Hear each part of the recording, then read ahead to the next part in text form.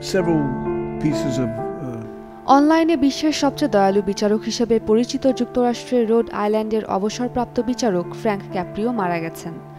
মৃত্যুকালে তার বয়স হয়েছিল ৮৮ বছর। তিনি দীর্ঘদিন প্যানক্রিয়াটিক ক্যান্সারের সঙ্গে লড়াই করছিলেন।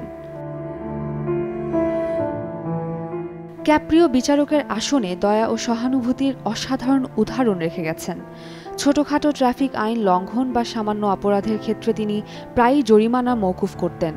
তার আদালত কক্ষে ধারণ করা টেলিভিশন শো কট ইন প্রভিডেন্সে তার রসবোধ ও মানবিকতা দর্শকদের মুগ্ধ করত। এসব ভিডিও সামাজিক যোগাযোগ মাধ্যমে ১০০ কোটিরও বেশিবার দেখা হয়েছে।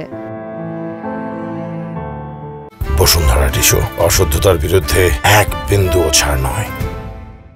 ইউটিউবে প্রচারিত ক্লিপগুলোতে দেখা যেত তিনি আদালতে আসা মানুষদের দুঃখের কথা মন দিয়ে শুনতেন।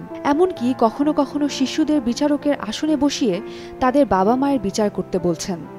তার বিশ্বাস ছিল আইন সবার জন্য সমান হলেও বাস্তবে নিম্ন আয়ের প্রায় ৯০% আমেরিকানকে আইনি সহায়তা ছাড়াই নানা সমস্যার মুখোমুখি হতে হয়। ক্যাপ্রিও ১৯৮৫ সালে রোড আইল্যান্ডের পৌর আদালতের বিচারক হিসেবে দায়িত্ব নেন এবং তার জন্ম ১৯৩৬ সালের ২৩ নভেম্বর। বড় হন রোড আইল্যান্ডের প্রভিডেন্স শহরে। প্রায় ৫০ বছর পর ১৯৮৫ সালে রোড আইল্যান্ডে পৌর আদালতের বিচারক নিযুক্ত হন তিনি।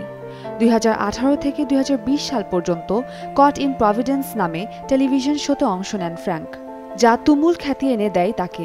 এমি অ্যাওয়ার্ডসের জন্য মনোনীত হয় অনুষ্ঠানটি।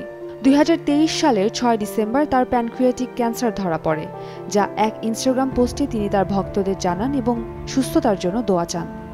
তিনি বলেন, আমার জন্য দোয়া করুন, আপনার সাহায্য আমাকে এই লড়াইয়ে শক্তি দেবে।